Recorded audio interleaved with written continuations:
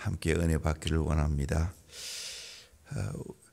목사는 4가지 준비를 항상 해야 된다. 설교 준비, 신방 준비, 이사 준비, 죽음 준비 해야 된다. 그렇게 말합니다. 밤 12시 가까이에 전화가 왔어요. 유 목사님에게. 아버님이 소천하 있다고.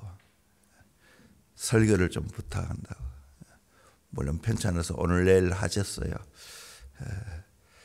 그래서 부득불 또 남아전사님이 전화 받았으면 내가 안 할 건데 전화 받은 바람에 또 내가 부득불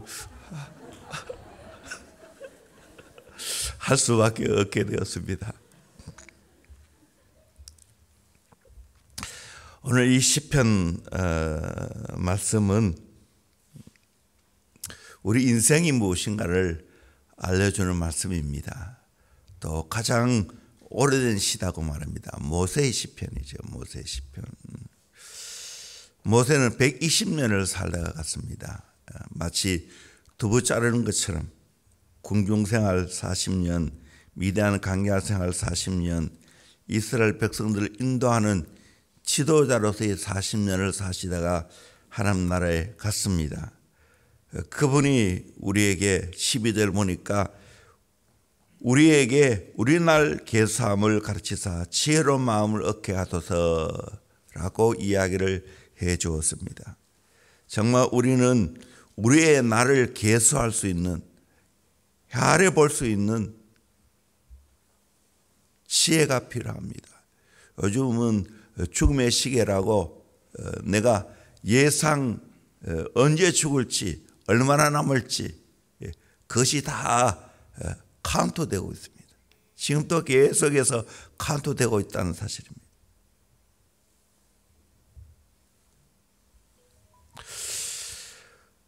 우리의 인생이 무엇인가?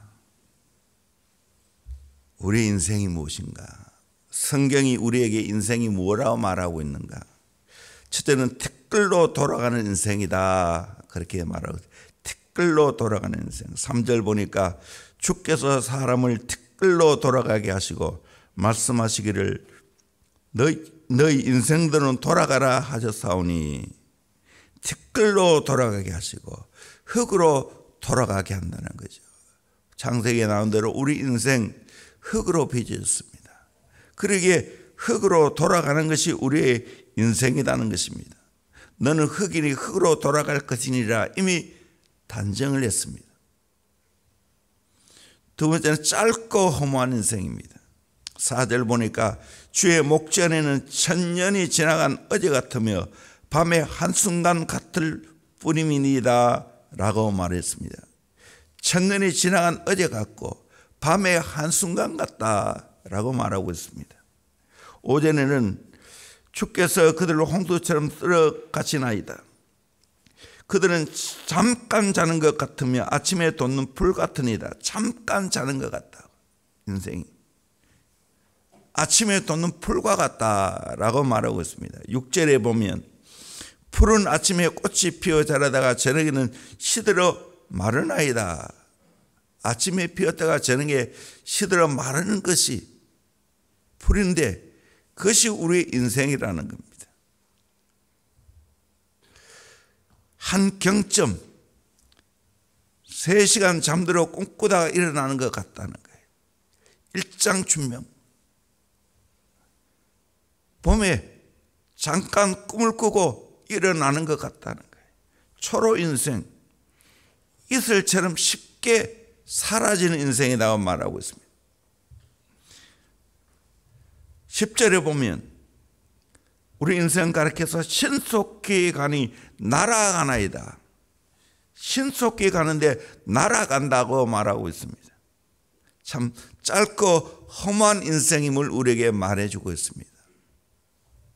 세 번째는 우리의 인생은 수고와 슬픔뿐입니다.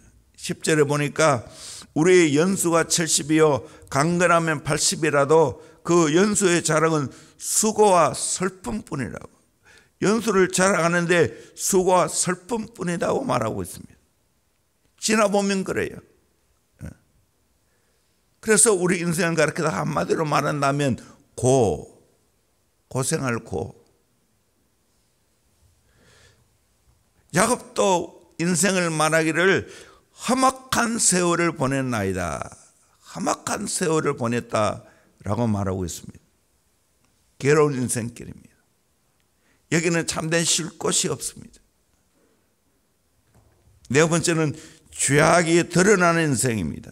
8절 보니까 주께서 우리의 죄악을 주의 앞에 놓으시며 우리의 은밀한 죄를 주의 얼굴빛 가운데 두셨사오니. 우리의 죄악을 주의 앞에 놓으시며, 여러분 내가 지은 죄 다 주님 앞에 놓여야 됩니다. 우리의 은밀한 죄가 주의 얼굴빛 가운데 두신다고 말하고 있습니다. 우리의 모든 죄악 결코 숨길 수가 없다는 것을 우리가 깨달아야 됩니다. 다 드러난다는 겁니다. 이런 인생이라는 걸 우리가 알고 이런 인생 가운데 우리가 어떻게 살아가야 됩니까? 한마디로 말하면 하나님과 관계를 제대로 맺어야 됩니다. 하나님과 관계를 제대로 맺어야 됩니다. 하나님을 바로 알고 경험해야 됩니다. 하나님 바로 알고 경험해야 됩니다. 시편 기자는 이 모세는 뭐라고 말하고 있습니까? 첫째, 하나님은 우리의 거처가 된다고 말하고 있습니다. 1절에 주여 주는 대대 우리의 거처가 되셨나이다. 주님이 우리의 거처가 된다. 이 거처라는 말은 피난처, 휴식처, 가정이라는 말입니다. 하나님을 나의 거처로 삼고 살아가야 됩니다. 또 영혼이 돌아갈 곳은 하나님 아버지 품입니다. 하나님 아버지 집에 가는 겁니다. 그러기에 우리는 하나님 아버지하고 관계를 잘 맺어야 됩니다. 이 세상에 다 모든 관계는 잠시입니다. 아무리 부부 관계, 부모 자녀의 관계가 긴밀하다 할지라도 그 잠시입니다. 가장 중요한 것은 하나님과 관계를 맺는 겁니다. 우리는 하나님의 거처에 살 자들입니다. 그걸 늘 생각하며 살아가야 됩니다. 두 번째로 하나님은 영원한 창조주 하나님이십니다. 2절 보니까 산이 생기기 전 땅과 세계도 주께서 조성하시기 전 곧 영원부터 영원까지 주는 하나님이 신이다 라고 말하고 있습니다. 영원부터 영원까지 주는 하나님이라고 말하고 있습니다. 영원부터 영원까지 계시는 그 하나님과 관계를 잘 맺어야 될 줄로 믿습니다. 영원하신 분과 관계를 맺어야 됩니다. 세상의 일시적인 관계를 맺는 것 별 볼 일 없어요. 우리는 영원한 것과 관계를 맺어야 되는 거예요. 하나님이 영원합니다. 하나님 말씀이 영원합니다. 구원받은 영혼이 영원합니다. 그 영원한 것과 우리는 관계를 맺고 살아가야 한다는 사실입니다. 세 번째는 하나님을 향하여 기도해야 됩니다. 우리 인생 힘들고 어릴 때마다 하나님과 관계를 맺으며 기도해야 됩니다. 무슨 기도해야 되는가? 첫째는 지혜를 얻게 해달라고 기도해야 됩니다. 12절에 지혜로운 마음을 얻게 하소서. 우리 인생을 잘 계수해서 지금 내가 얼마큼 살았는가, 앞으로 얼마큼 살 것인가 계수해야 됩니다. 그러면서 지혜로운 마음을 얻게 되도록 때에 맞게 나이에 맞게 살아갈 수 있는 지혜를 얻어야 됩니다. 어른아이 때에 맞게 살아가야 돼요. 청년은 청년의 때, 장년은 장년의 때, 노년은 노년의 때에 맞는 지혜를 가져야 됩니다. 지금 노년인데 얼마 안 남았는데 이 땅에 천년만년 생각하면서 산다는 건 어리석은 인생 아니겠어요? 잘 정리해야 되죠. 내가 할 수 있는 거 해야 되죠. 나이가 들면 힘이 빠지는데 힘쓰는 일을 하면 되겠어요? 어리석은 인생입니다. 때에 맞게 잘 살아가는 지혜를 얻어야 됩니다. 성경의 지혜는 여호와를 아는 것이 지혜이다. 반석 위에 집을 짓는 것이 지혜이다. 세월을 아끼는 것이 지혜다라고 말하고 있습니다. 정말 여호와를 잘 알아야 되죠. 우리의 집을 반석 되시는 예수 위에 말씀 위에 지어야 되죠. 세월을 아끼는 지혜를 가져야 되죠.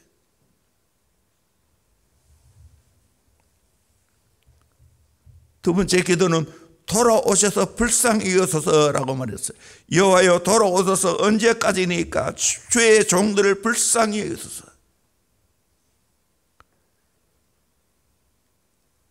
시편 기자인 이 모세는 하나님과 관계를 제일 사모했습니다. 하나님과 관계가 좀 멀어진 것 같습니다. 그러니까 여호와여 돌아오소서. 언제까지니까? 주의 종들을 불쌍히 여기소서. 그렇습니다. 우리의 진정한 기도는 하나님 아버지입니다. 그리고 하나님께 불쌍히 여김을 받아야 됩니다.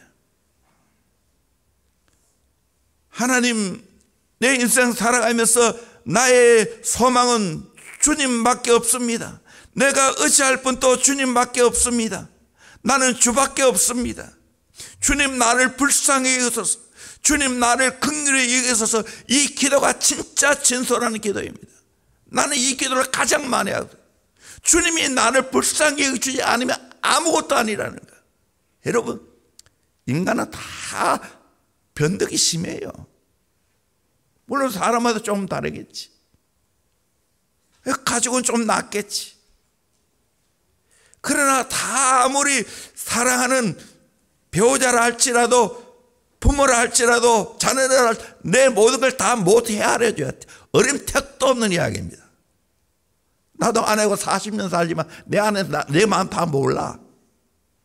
나 역시 아내 마음 다 몰라. 진짜 알 분은 하나님밖에 없어요. 내 마음을 진짜 헤아려 줄 분은 하나님밖에 없어요.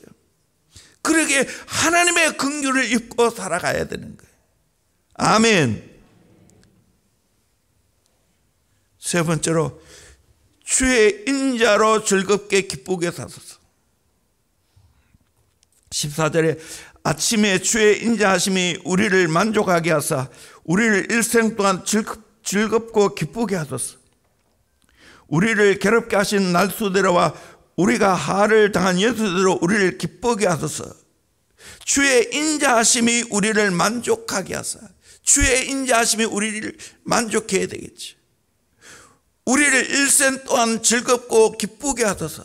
그렇습니다. 우리의 진정한 기쁨은 주님인 것을 믿습니다. 하나님인 것을 믿습니다. 하나님이 즐겁고 기쁘게 해줘야 될 줄로 믿습니다. 이 진짜 즐거움이고 기쁨인 것입니다. 우리의 기도가 하나님으로 인하여 즐겁고 기쁘게 해달라고 기도해야 돼요. 마지막 네 번째로, 하나님의 은총으로 우리의 손이 행하는 일을 견고하게 하소서. 우리 17절 말씀 같이 한번 읽겠습니다. 시작. 주 우리 하나님의 은총을 우리에게 내리게 하사 우리의 손이 행한 일을 우리에게 견고하게 하소서. 우리의 손이 행한 일을 견고하게 하소서. 주 우리 하나님의 은총을 우리에게 내리게 하사. 하나님의 은총이 필요하다는 거죠. 그래서 우리 손이 행한 일을 우리에게 견고하게 해서, 우리 손이 행한 일을 견고하게 해서, 내 손이 행한 일을 견고하려면 어떻게 해야 된다는 말입니까? 주의 은총이 있어야 된다는 거예요. 내가 아무리 애쓰고 노력하고 손이 힘써도 결국에는 주의 은총이 없으면 안 된다는 겁니다. 우리 인생 절대적으로 필요한 것은 하나님 아버지의 은총인 줄로 믿습니다. 그분이 나의 손을 견고하게 해줘야 됩니다. 내 하는 일을 견고하게 해줘야 된다는 거예요. 붙들어 줘야 된다는 거예요. 결국 오늘 이 시편 기자는 뭐라고 말합니까? 우리 인생은 정말 보면 아주 짧은 인생이라는 거예요. 티끌로 돌아갈 수밖에 없고 짧고 험한 인생이고 수고와 슬픔뿐인 인생이고 지약이 다 드러나는 인생이라는 겁니다. 이때 우리가 해야 할 일은 하나님을 제대로 알고 경험해야 된다는 거예요. 그분의 도움을 받아야 된다. 그분과 관계를 잘 맺어야 된다는 거예요. 그분의 은총과 그분의 긍휼이 있어야 된다는 것을 말씀해 주고 있습니다. 이 말씀 마음에 기억하면서 정말 짧은 인생 사는 동안에 가치 있게 보람 있게 살아갈 수 있기를 주의 이름으로 축원합니다. 즐겁고 기쁘게 살아갈 수 있기를 주의 이름으로 축원합니다. 그거는 하나님 바로 하는 거예요. 하나님을 경험해야 되는 거예요.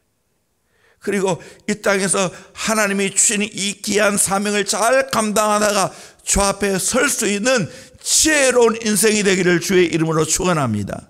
오늘 또 나의 나를 한번 개수해 보세요.